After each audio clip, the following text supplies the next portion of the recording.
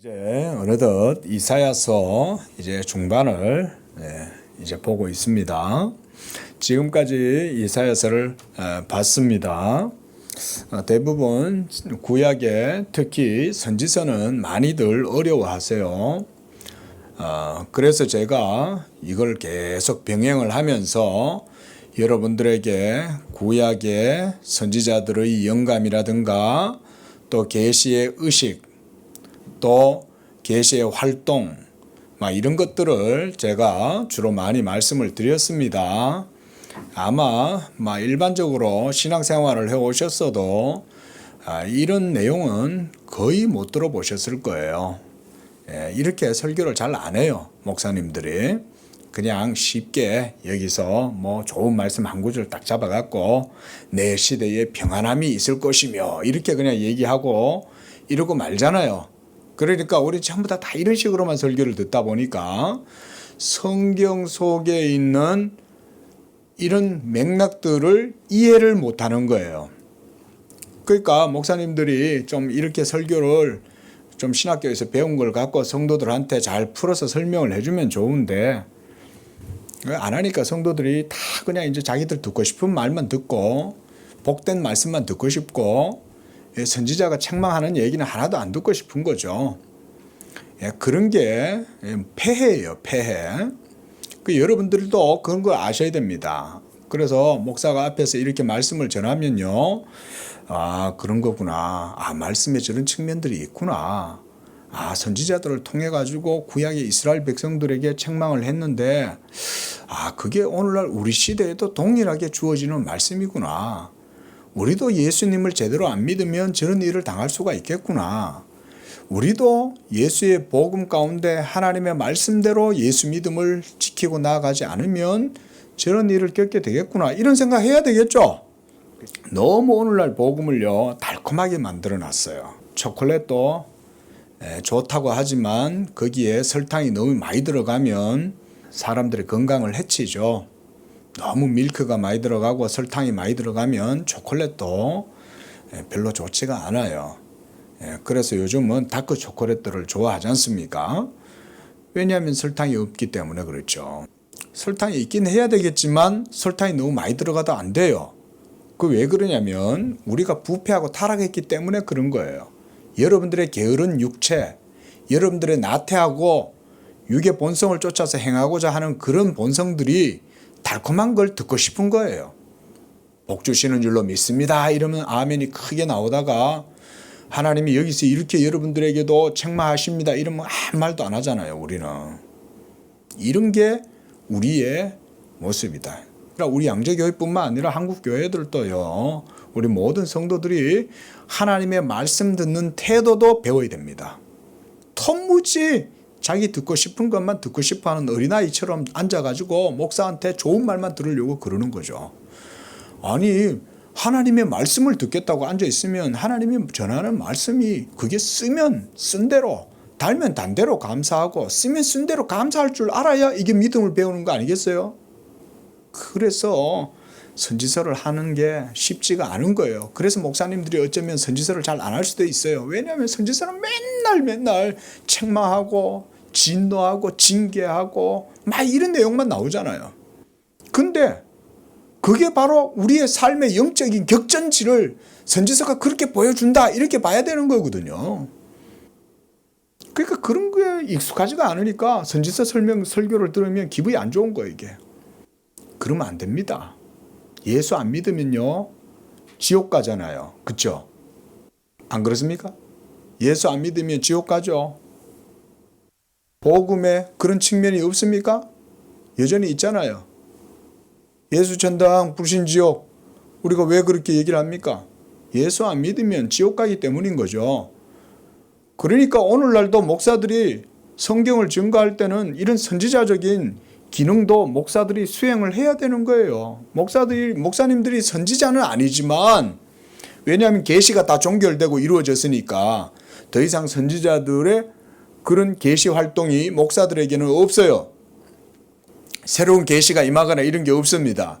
하지만 이미 종결되고 완결된 이 계시인 이 성경이 증거하는 바가 예수 그리스도의 복음이잖아요. 선지자들도 예수 그리스도의 복음을 전한 거잖아요. 그죠? 그러니까 그 완성된 복음의 말씀을 오늘날 전하면 우리는 어떻겠어요? 우리 신약 시대의 성도들의 삶도 매나 영적인 격전지인 거예요. 격전지. 그래서 사도 바울도 영적 전쟁이라고 얘기를 하잖아요. 너희의 싸움은 혈과 육에 대한 것이 아니라 저 하늘의 공중 권세 잡은 자들과 정사와 권세들과 이 악한 어둠의 세력을 지배하는 자들과 함께 싸우는 거다. 그뿐만 아니라 우리는 또한 이 세상에 육을 가지고 살아가므로 늘 하나님 말씀대로 안 나가잖아요. 우리는 사랑하라 그래도 못 사랑하잖아요. 그렇죠? 사랑하지도 못하는데 하나님 앞에서 그렇게 자신이 있으면 되겠어요? 하나님의 계명은 율법은 계속해서 하나님 사랑과 이웃 사랑에 대해서 말하잖아요. 여러분 그 사랑의 계명도 온전하게 이루지 못하면 오늘날도 그러면 선지자가 있어야 되지 않겠어요? 성경이 그 역할을 매나 한다. 이런 게 여러분 우리가 선지서를 하는데 교훈입니다. 선지서를 캐캐묵은 옛날의 글이라고 생각하시면 절대 안 됩니다. 그때 이사야에게 임했던 하나님의 말씀이 이제는 우리에게는 사실 더 밝게 드러났다. 우리가 이렇게 이제 공부를 했지 않습니까? 그렇죠?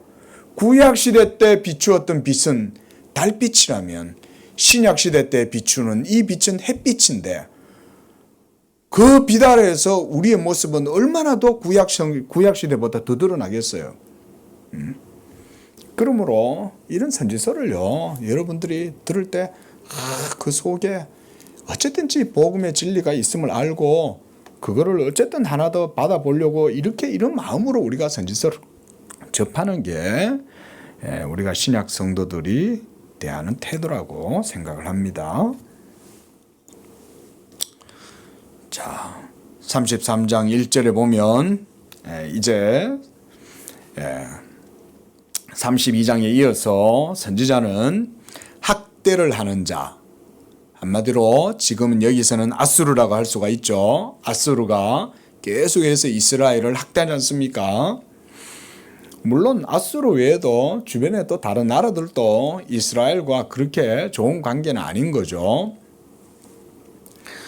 자, 그러면 이렇게 학대를 당하지 아니하고도 학대를 하는, 말하자면 오늘날 우리의 삶의 모델로 하면 저 지금 러시아라고 할 수가 있는 거죠. 러시아가 우크라이나가 뭐 자기들한테 뭐 나쁘게 한 거 있어요? 그런데 학대를 하잖아요, 지금. 말하자면 그런 거예요. 아수르가 이스라엘을 학대하는 게 매나 다 그런 거예요, 그 시대도. 그럼 훨씬 더 실제적인 예죠, 그죠? 예? 중국도 마찬가지 아닙니까? 대만처럼 조그마하고 작은 나라인데 지금도 학대를 하고 있잖아요. 예? 괴롭히잖아요. 이런 일들이 세상에도 많이 있고, 그러나 당시에 이스라엘은 우크라이나가 아니죠. 이스라엘은 저 대만이 아니죠. 이스라엘은 언약의 땅이라는 게 중요한 거죠. 하나님이 언약하신 백성, 그 땅이 바로 이스라엘 아닙니까? 그러니까 차원이 다른 거예요, 이게. 예. 하나님의 교회를 건드렸다 이 말인 거죠. 예? 아수르가. 그래서 속이고도 속임을 당하지 아니하는 자여 화 있을진저 네가 학대하기를 그치면 네가 학대를 당할 것이요 네가 속이기를 그치면 사람이 너를 속이게 될 것이다. 이 말은 학대하는 아수르의 그 모든 악한 행위가 곧 끝날 것을 말씀하고 있는 거죠. 그칠 것이다 이 말이잖아요. 네가 계속해서 학대할 줄 아냐? 러시아가 계속해서 우크라이나에 맹공을 퍼부고 있지만 그게 뭐 언제까지 되겠어요? 언젠가 끝나지 않겠어요? 예? 뭐 로켓을 수천 발을, 미사일을 수천 발을 쐈대요. 예? 뉴스를 보면 어마어마하게 군수물자들이 우크라이나에 널려가지고 막 다 파괴가 되고 그러고 있는데, 예? 그러나 러시아가 내부적으로는 듣기로는 재정 상태도 온전치가 못하다고 그래요. 그러면 거기가 경제가 활성화가 안 되는 거죠. 군수 공장이 돌아야 되잖아요. 탱크를 만들고 미사일을 만들어야 되잖아요. 그런 거를 만들 내적으로 힘이 있을까? 그렇잖아요. 전쟁을 하려면 전쟁 물자를 뒤에서 보급을 하고 군수품을 만들어내고 병기를 만들어내고 해야 되는데 그런 것들이 제대로 안 되면 언젠가는 소진되겠죠. 그리고 지금 전 세계가 지금 러시아를 벼르고 있죠. 예? 참 어리석은 짓을 한 거예요. 예. 역사를 배반한 사람입니다. 푸틴은. 그렇죠? 예. 푸틴은 역사를 배반한 사람인 거예요. 다른 모든 인류를 무시한 거예요. 예? 여전히 거기서 그러고 옛날 소비에트의 정신을 벗어나지 못하고 그러고 있으니 예? 참 어쩌면 하나님의 섭리라고 생각합니다. 제가 볼 때는요. 저렇게 해야 러시아가 스스로 무너지는 거죠. 자기 스스로 힘을 빼갖고는 케오페 당하겠죠. 예. 그러면 아마 엄청난 후폭풍이 또 몰려올 거고 정치적으로 굉장한 혼돈이 일어날 거고 그러면 거기가 무정부 상태가 될 수도 있겠죠. 참 그래야 복음을 받아들일 수가 있거든요. 하나님의 섭리에서 보면 하나님이 복음을 어떤 한 나라에 들어가게 하실 때는요. 그냥 못 들어갑니다. 복음이 들어가면 그 복음을 못 받아들이는 거예요. 왜냐하면 인간의 아성이 높아지고 인간 정신이 크게 진을 치고 있으면 복음을 받아들일 수가 없기 때문에 하나님이 그 나라를 깨뜨리시는 거죠. 예? 우리나라도 복음이 들어오려고 하니까 세국 정책 때문에 문을 안 열잖아요. 얼마나 처음에 들어올 때 애를 먹었습니까? 처음에 하나님이 그래가지고는 누구를 보냅니까? 먼저 로마 캐톨릭이 이 한반도에 들어왔어요. 그래서 로마 천주교의 선교사들이 들어와가지고 초기에 많이 순교를 당했죠. 그러다가 이제 하나님의 역사의 섭리 가운데에서 제중원이 열리기도 하고 서양의 의술들이 왕실과 함께 이렇게 이제 결탁이 되면서 이제 결연이 되면서 복음이 점차 이 나라에 전해질 수가 있게 되었죠. 언더우드가 들어오고 아펜젤러 들어오고 이런 분들이 들어와 가지고는 이렇게 병원을 세우고 학당을 세우고 이러면서 나라에 이제 좋은 일들을 하는 거죠. 그 과정에 얼마나 우리 조선도 참 힘들었습니까? 그죠? 구한말 조선이 서구 열강의 침탈이 또 이루어졌고 그래가지고는 여기를 놓고 얼마나 서구의 강한 나라들이 여기 와가지고 또 각축전을 벌이고 이랬지 않습니까? 그러나 결국은 복음이 들어오게 됐죠. 그런 섭리 속에 중요한 건 그건 거예요. 예? 그 속에 결국은 복음이 들어온 거예요. 그리고 복음이 정착되는 과정도 하나님이 우리나라를 사랑하셔가지고 엄청난 시련을 주시는 거죠. 특히 저 일본이 바로 그 도구가 된 거죠. 우리한테는 일본이 아수르가 된 거예요.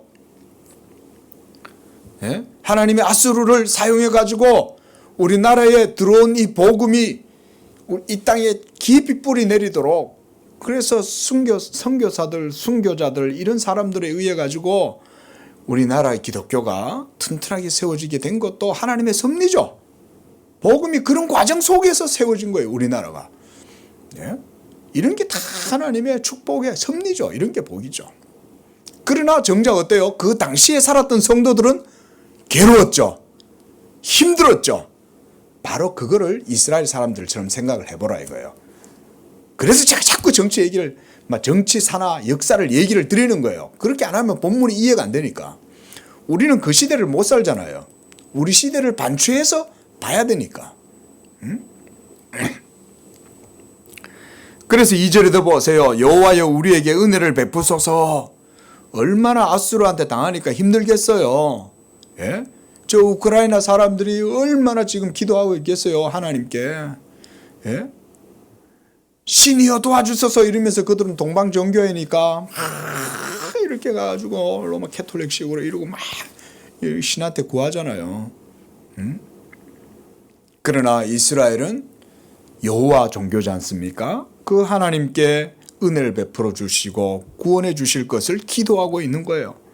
그래서 우리가 주를 앙망하오니 그랬습니다. 간절히 하나님의 은혜를 구하고 찾는다 그 말이죠.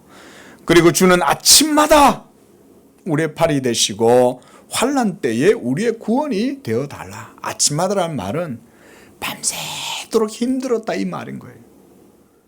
밤새 얼마나 힘들었겠어요. 그렇죠? 그 아침이 되면 너무 삶이 힘드니까 눈을 뜨기 싫잖아요. 인생을 괴롭게 사는 사람들은 보면 그런다고 듣고 그러더라고요. 아침에 눈을 뜨기가 싫다는 거예요. 오늘 하루도 또 살아야 되나? 밤은 언제 오나? 이런 생각 하신다는 거예요. 예전에 보니까 그러더라고요. 그때 하나님을 믿는 경건한 백성들은 우리의 팔이 되어주시고 환난 때에 우리의 구원이 되어주셔서 이 속에 소망이 있죠. 그렇죠? 참 빼앗긴 들에도 봄이 오는가 이러면서 우리나라 기독교인들 시인들이 많지 않습니까? 예? 얼마나 많은 크리스찬들이 또 문학가들 중에도 많잖아요. 그 이런 분들이 보면 참 당시에 이 우리나라의 지식인들이 일제치하 때 참 보면은 이 기독교인들이 많았습니다. 예? 참 하나님께서 이 나라를 참 어떻게 하실 것인가 이런 고민이 아마 지식인들 가운데도 많았다고 저는 알거든요. 예? 결국은 하나님이 큰 예? 우리가 뭐 일본을 때린 적이 있습니까? 지금도 마찬가지 아닙니까? 지금도 우리가 일본을 뭐 약탈하거나 때리지 않는데 일본은 계속 우리를 때리잖아요. 교만해서 그런 거죠. 일본이 교만한 거죠. 그런데 하나님이 그 아수르를 어떻게 무너뜨리셨어요? 바벨론을 통해서 무너뜨리신 거예요. 아수르는 바벨론에 의해서 함락됩니다. 니느웨 성이 아수르의 도시였잖아요. 그런데 니느웨가 바벨론에 의해서 함락이 되고 모든 왕국이 완전히 무너져 버려요. 그래갖고 니느웨가 역사에서 사라져 버려요. 하나님이 바벨론을 통해 가지고 심판하신 거죠.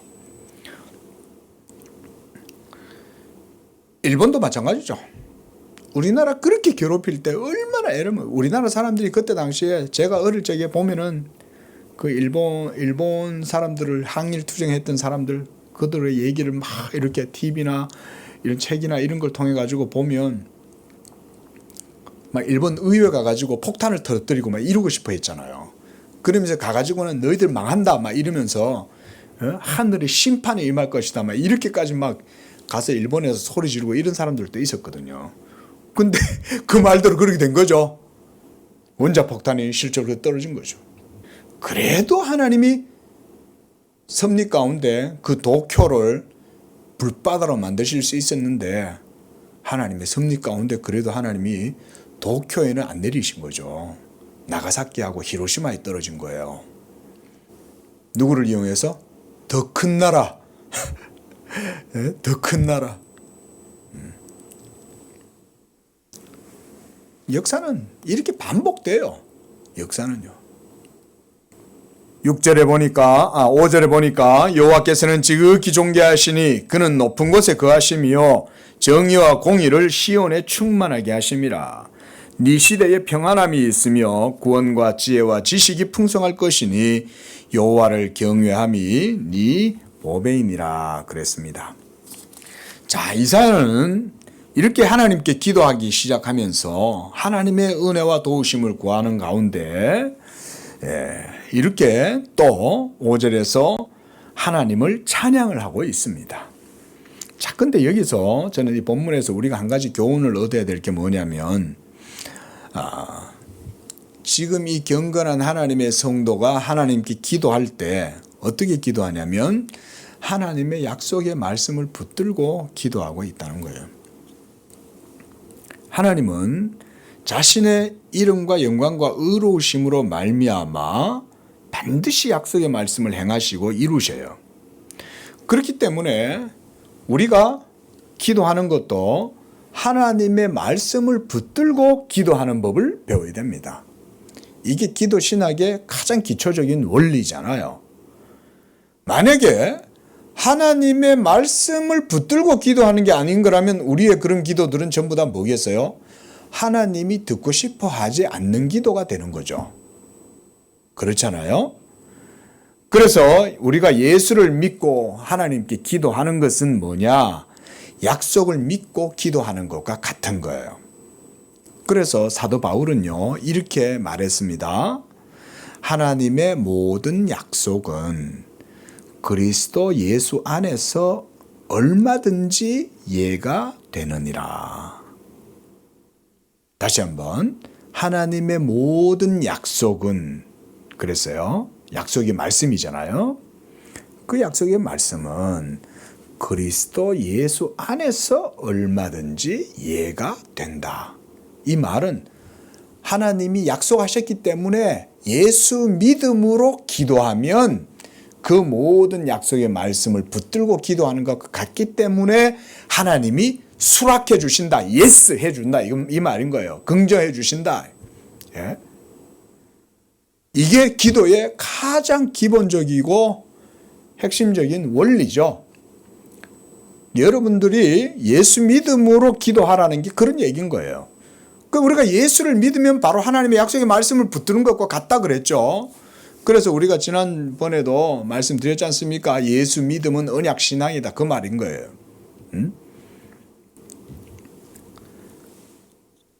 자, 이런 기도를 우리가 하나님께 드리면 하나님이 들으신다. 응답하신다. 그런데 하나님이 응답하시고 이 기도가 성취가 되는 그런 과정이 인내의 기간이 필요해요.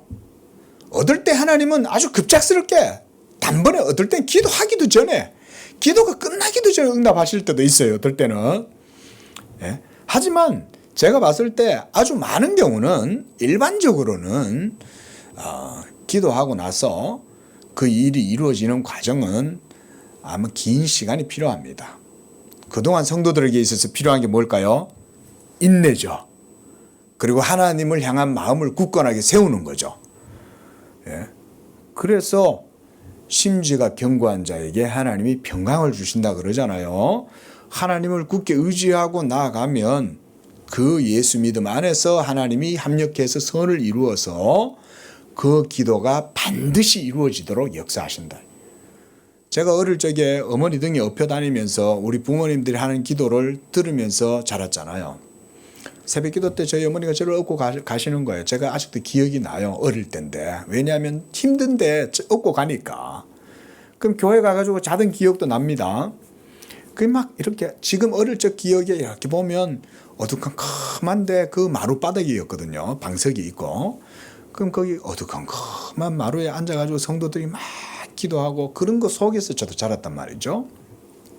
그때 우리 부모님들이 했던 기도, 하나님 우리나라 잘 살게 해주시고 복 주시고 은혜 주시고 막 이런 기도였잖아요. 그게 우리나라 60년대 70년대 80년대까지 주된 우리 한국교회 성도들의 열망 아니었습니까? 잘 살아보세요. 잘 살아보세요. 어때요? 하나님이 잘 살게 해주셨죠?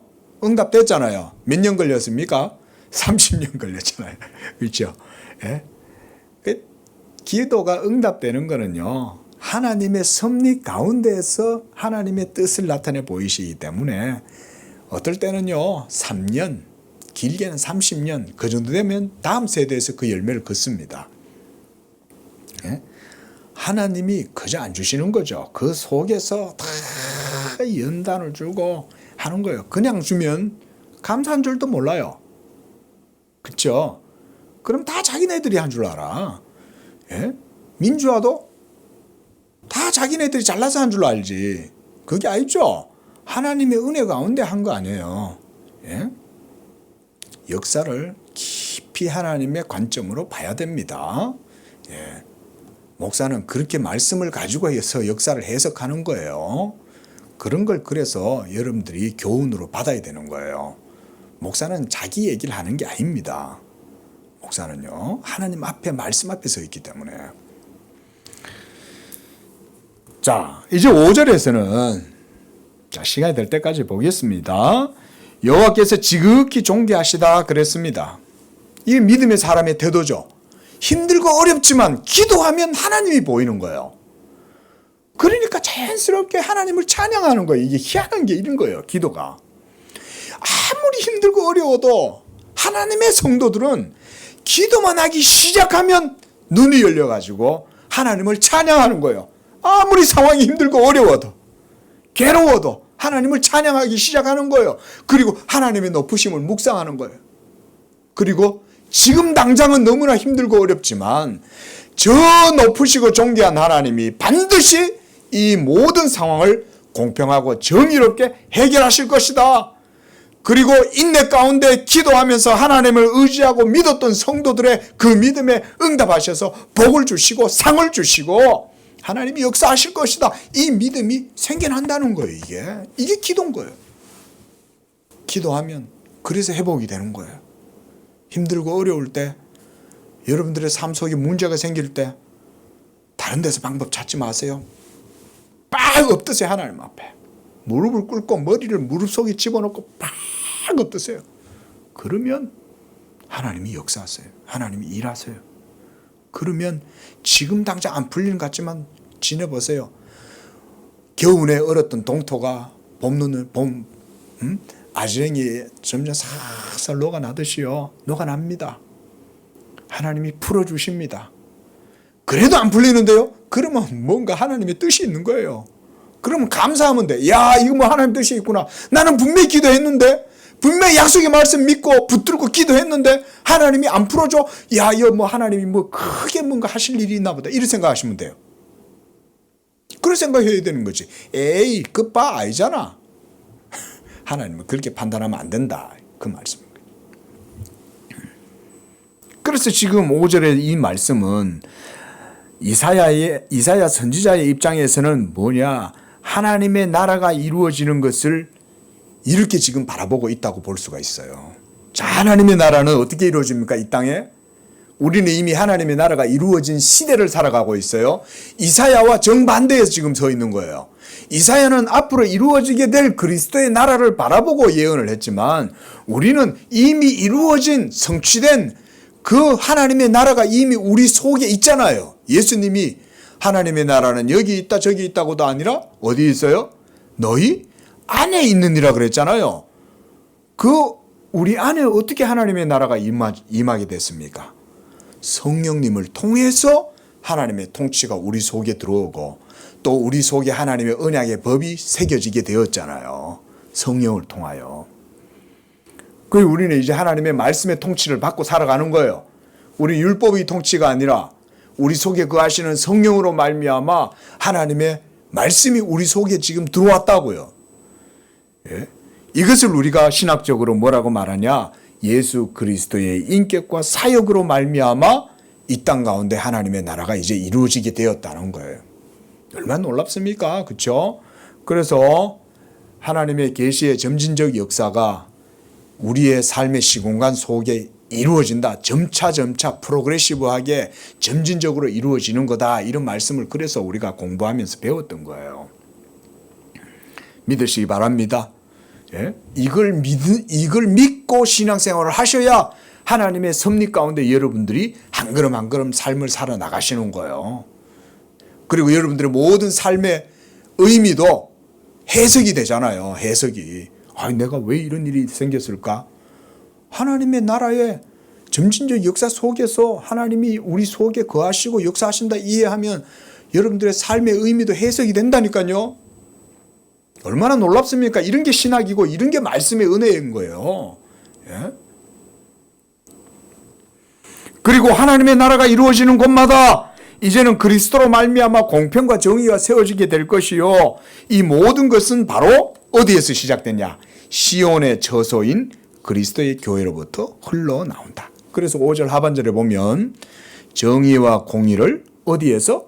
시온에 그러잖아요. 여기 시온이 어디겠어요? 이 시온은 원래는 저 하늘에 있었죠. 하나님의 처소가 시온이에요. 그런데 하나님이 자기의 처소를 이 땅 가운데 두셨는데 어디에 두셨어요? 옛날에는 구약시대 때는 그렇죠. 이스라엘, 특히 그 중에서도 예루살렘, 예루살렘 중에서도 성전, 그렇죠. 예. 또 성전 안에서도 양파 껍질 까듯이 까들어가면 지성소, 회막 안 지성소, 지성소 안에서도 법궤, 이렇게 들어가야 되는 겁니다. 하나님의 결국 핵심은 뭐예요? 율법이 있는 거기에 바로 시온의 코아가 거기에 있다. 이 코아가 핵심이. 지금은 그 하나님의 율법의 코아가 어디에 있어요? 이제는 우리 안에 있죠. 이런 게 복음이고, 이런 게 우리가 하나님의 경륜이고 섭리죠. 하나님의 그 율법의 말씀이 더 이상 휘장 안에, 지성소 안에, 법 속죄, 그 속죄소 밑에 그 속에 있는 게 아니라 이제는 우리 속에 이 말씀이 계신다. 그래서 충만하게 하심이라 그랬습니다. 자, 6절에 네 시대에 평안함이 있으며 구원과 지혜와 지식이 풍성할 것이니 여호와를 경외함이 너의 보배이니라. 자, 이 말씀은 히스기야 7세 동안에 하나님께서 그에게 베풀어 주시는 은혜를 이렇게 말하는 거예요. 히스기야 왕은 선왕이었잖아요. 그가 하나님을 경외했지 않습니까? 예? 아수르가 쳐들어올 때, 예? 아수르가 막 히스기야 왕을 조롱하고 이스라엘 하나님 여호와를 막 조롱하고 무시하고 이렇게 할 때 히스기야 왕이 하나님께 엎드렸잖아요. 그래서 하나님이 그 히스기야의 믿음 가운데 은혜와 복을 주셔갖고 죽어갈 병에 걸려도 하나님이 히스기야도 고쳐주시기도 하고, 이런 게 하나님 은혜인 거예요. 그리고 그의 사역에 그의 인생도 하나님이 더 연장시켜 주잖아요. 그러나 이 히스기야 시대 때 이 평안함이, 이것은 또한 우리가 히스기야만 봐서는 안 되겠죠. 여기서 우리가 또 그리스도를 볼 수 있어야 돼요. 이런 게 이제 우리가 선지서를 보는 눈인 거예요. 그래서 칼빈은 여기서 이렇게 말했어요. 이러한 히스기야의 왕국을 통해서 그리스도의 왕국의 그림자를 보게 된다. 칼빈은 이렇게 말했습니다. 대단한 해석이잖아요. 참 놀랍지 않습니까? 히스기야의 왕국, 이 7세 기간 동안 하나님이 평안함을 주시고 구원과 지혜와 지식을 풍성하게 주고, 그렇게 했을 때 그것은 뭐냐? 네가 여호와를 경외했기 때문에 그것이 너에게 보배로 주어진 것이다. 그 말인 거죠. 그런데 칼빈은 이것을, 이 히스기야의 왕국을 통해서 그리스도의 왕국의 그림자를 본다 그랬습니다. 자, 이 말씀이 이제는 예수 그리스도의 때에 이르러서 그의 구속 사역이 완전히 이루어짐으로 성취되고, 그래서 이 하나님의 나라가 이루어지게 된 거죠. 우리가 마태복음서에 보면 예수님이 사역을 시작하시자마자 뭘 하셨습니까? 천국 복음을 전했잖아요. 하나님 나라의 복음을 전한 거예요. 예? 그래서 하나님의 나라가 임한다. 계속해서 그 말씀을 하신 거죠. 그 하나님의 나라가 예수 그리스도의 인격과 사역을 통해서 이루어진 거죠. 그리고 성령으로 이제 그 나라가 우리 가운데 드리워지게 된 거예요. 그리고 그리스도 안에서 참된 지혜와 지식이 발견되잖아요. 그렇죠? 그래서 우리가 그렇게 보는 거예요. 그러므로 여호와를 경외하는 것이 신약의 우리 성도들의 보배인 줄로 믿습니다. 오늘날도 여러분들이 하나님께 복을 받는 비결은 다른 데 있지 않습니다. 여호와 하나님을 경외하고 그의 계명의 말씀에 순종하고 나아가면 하나님이 그 가운데 복을 주시는 거예요. 믿음의 복을 주시는 거예요. 믿음의 복. 율법의 행위의 복이 아니에요. 예수 믿음의 복이에요. 예? 그래서 하나님의 통치는 백성들을 평안하게 하고, 그리고 구원의 은혜와 지식과 지혜가 풍성하게 될 것이다. 우리 양재교회 설교 들을 거 많죠? 하루 종일 목사가 설교해도 끝도 없습니다. 24시간 내도록 할 수 있어요. 무슨 말입니까? 이거는 담상수 목사를 얘기하는 게 아니라 하나님이 우리에게 그런 은혜를 주신 거죠. 목사를 통해서 복음이 선포되고 증거되고 진리가 강론되고, 그래서 진리의 교리가 강론될 때 그 속에서 여러분들의 삶의 교훈, 윤리, 도덕, 심지어 처세까지도 나와요. 처세까지도. 삶을 어떻게 살아야 할까? 지혜로운 방식을 어떻게 하면 잘 살 수 있나? 이런 것까지도 다 말해주는 거죠. 그게 복음이죠. 복음은 우리의 모든 삶의 영역에 다 가닿는 거예요, 원래. 그런 게 하나님 말씀 아닙니까? 이게 전부 다 어디서 나옵니까? 그리스도 예수를 믿는 믿음 가운데에서 누리게 하시는 거잖아요. 이런 게 신약 성도들이 누리는 은혜요, 복인 거예요. 그러니까 이런 은혜를 얼마나 간절히 사모해야 되겠어요. 하나님의 모든 복이 이런 방식으로 이루어진다고 말씀을 지금 드리고 있는 거잖아요, 제가. 이런 걸 들을 때는 다 그걸 굳게 붙들어라는 얘기가 그건 거예요. 그냥 흘려버리지 말고. 그래서 보세요. 자, 여호와를 경외하는 나라는 그래서 은혜와 복을 누리는 거예요. 개인뿐만 아니라 이거 하나님은요, 하나님의 나라는 또 체계를 가지기 때문에 나라와 국가의 단위로 또 주어집니다. 이걸 또 여러분들 배우셔야 돼요. 너와 네 집이 구원을 얻으리라. 그럼 그 집만 구원 얻냐? 옆집의 철순의 집도, 영인의 집도, 돌식인의 집도 다 복음이 들어가면 점차 가정이 모여서 공동체가 되고, 공동체가 모이면 사회가 되고, 그래서 사회 집단이 모여서 국가가 되잖아요. 하나님의 나라가 이 땅 가운데 그런 방식으로 하나님이 자기의 통치권을 나아가시는 거예요. 그럴 때 대통령은 뭐하냐? 하나님의 나라의 섭리의 보조자가 대통령이에요. 그래서 제가 자꾸 대통령 얘기를 하는 거예요, 여러분. 정치를 위해서 그런 말을 드리는 게 아닙니다. 잘 아셔야 됩니다. 전 정치 몰라요. 대통령은 그래서 성경에서도 마땅히 존경할 자를 알라. 하나님이 그런 방식 가운데 세우는 거예요. 교회가 이 땅 가운데 드리워지고 하나님의 교회가 세워질 때 그 진리가 세워지는 조력자로 하나님이 세상 정부의 권세자들을 세우시는 거예요. 그러니까 누워서 침 뱉기가 되는 거예요. 자칫하면. 조심하시라 이 말이에요. 그래서 하나님이 보이지 않지만 역사한다 이거예요. 괜히 본인들만 힘든 거예요. 그러면 영국과 유럽을 보십시오. 우리보다 다 선진국들이었잖아요. 그런데 지금은 어때요? 예수 그리스도의 복음 안에 거하지 못하니까 지금 저 하나님이 예비해 놓은 러시아를 통해 갖고 지금 전부 다 지금 이제 야단이 났죠.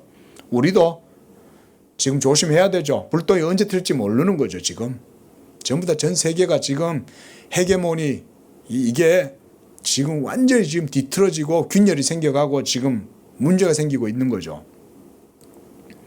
유럽이, 영국이 그렇게까지 번성할 수 있었던 이유, 옛날에는 전부 다 야만인들이었거든요. 복음이 전해지기 전에 브리튼, 예? 거의 전부 다 야만인들, 섬에 사는 무식한, 예? 원주민들에 불과했던 사람들 아닙니까? 그런데 복음이 들어가가지고 저 유럽이 그래 된 거 아니에요? 사도 바울의 복음이 어디로 갔어요? 사도 바울의 복음이 가장 마지막으로 간 게 우리 성경에서 보면 어디로 갔어요? 그렇죠. 로마로 갔잖아요. 그리고 그 로마가 전 세계를 지배하는 과정 속에 복음이 로마와 함께 나아간 거예요. 그러니까 당시에는 로마에 항전하면 안 돼. 왜? 복음이 로마를 통해서 가기 때문에 로마를 받아들이는 게 복음을 받아들이게 된 거예요. 그게 하나님의 섭리였던 거예요. 예? 그렇게 해가지고는 복음이 땅끝까지 전파되고 유럽에 전파되고 그렇게 된 거 아니에요. 그래서 교회가 세워지는 곳곳마다 뭐가 풍성해져요? 지혜와 지식이 풍성해지는 거예요. 놀라운 하나님의 역사죠. 아리스토텔레스 때문에, 플라톤 때문에 서구가 발전했다고 생각하세요? 정말? 아닙니다. 그렇게 보면 안 됩니다. 우리 기독교인들은요, 서구 역사의 지성의 계보를, 지성의 형성의 그런 그림을요, 그렇게 보면 안 됩니다. 나라가 강대해지고 번영을 누리는 것도요, 하나님의 복음이 그곳에 있을 때 이루어지는 거예요. 우리나라도 마찬가지였죠. 구한말 역사의 수렁에서 우리가 헤어나오지 못하고 서구 열강에 아주 고래 싸움에 새우 등 터듯이 우리나라가 그런 꼴 아닙니까? 그런데 하나님께서 이 땅에 복음을 비추셨잖아요. 1902년, 1907년, 1800년대부터 해가지고 복음이 막 들어오기 시작해가지고는 이 나라가 결국은 문호가 개방되고 복음이 하나님이 어거지로 열어주시는 거 아니에요. 세국정책을 계속해보세요. 어떻게 됐나? 만약 세국정책이 성공했어요. 그럼 우리나라 어떻게 됐을까요? 상상도 하기 싫어요.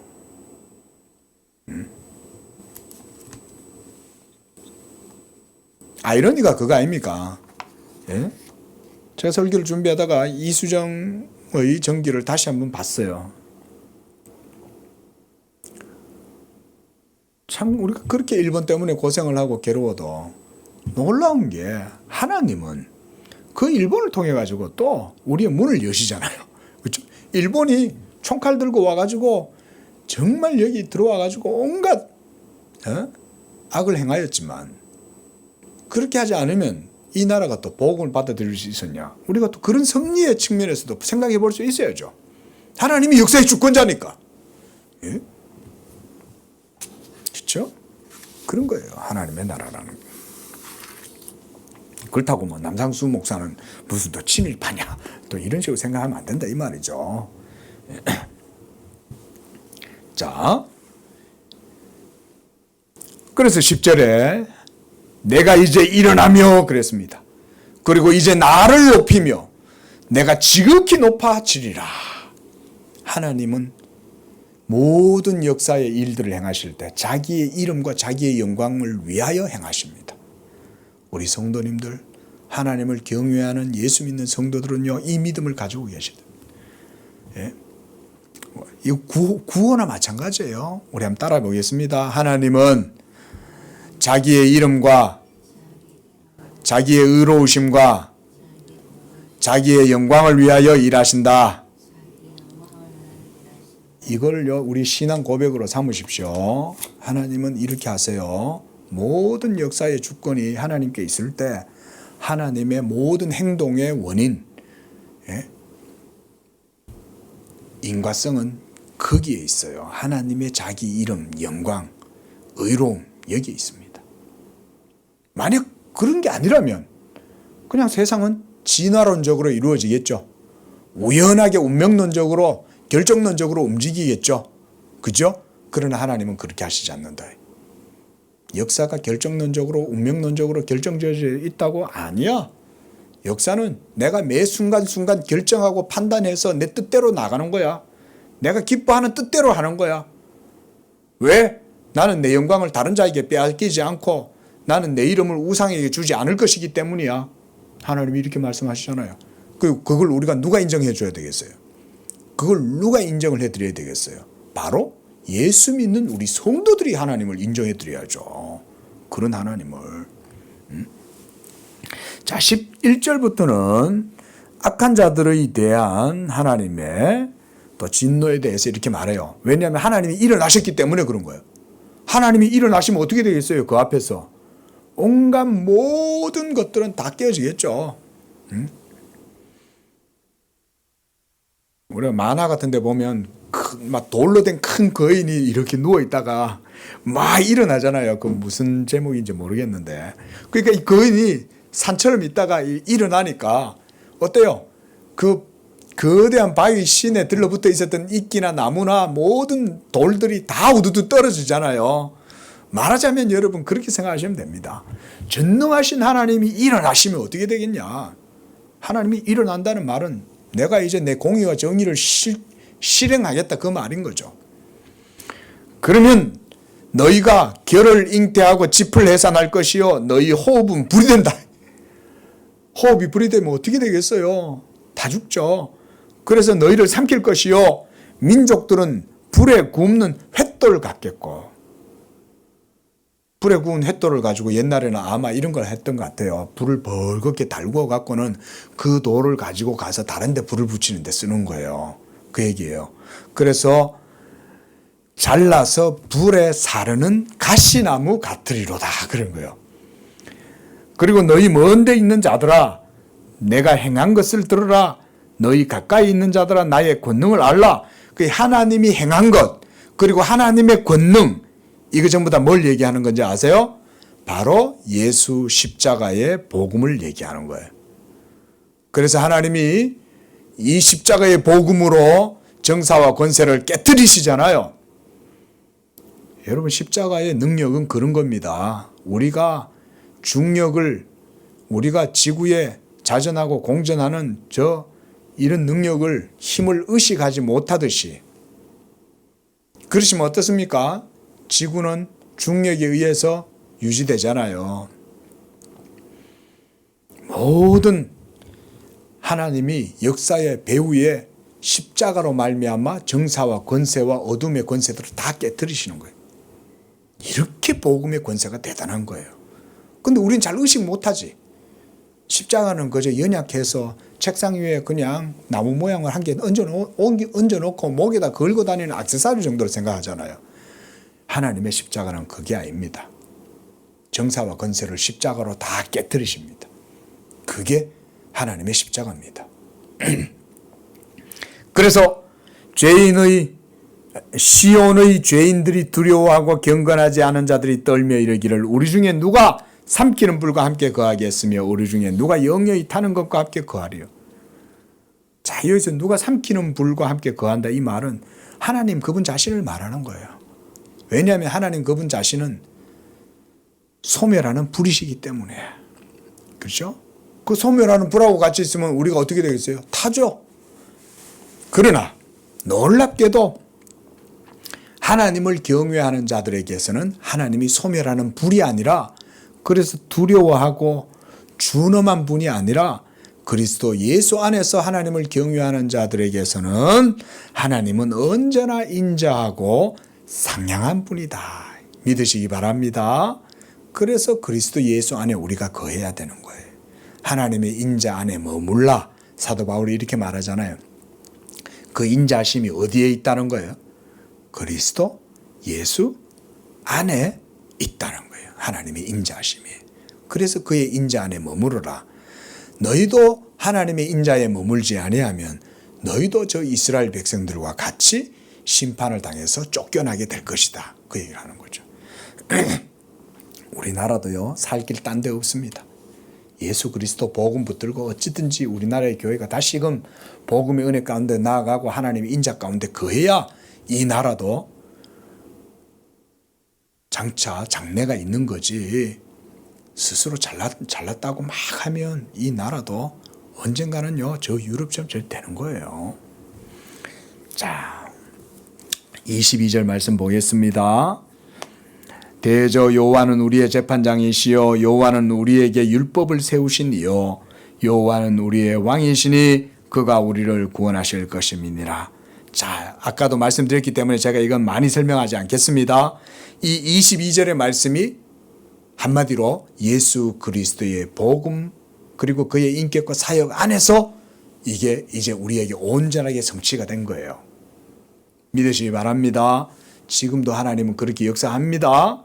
이런 여러분 믿음으로 역사적 의식을 가지고 여러분들의 삶도 하나님의 말씀 앞에서 돌아보고 그렇게 하실 수가 있어야 됩니다.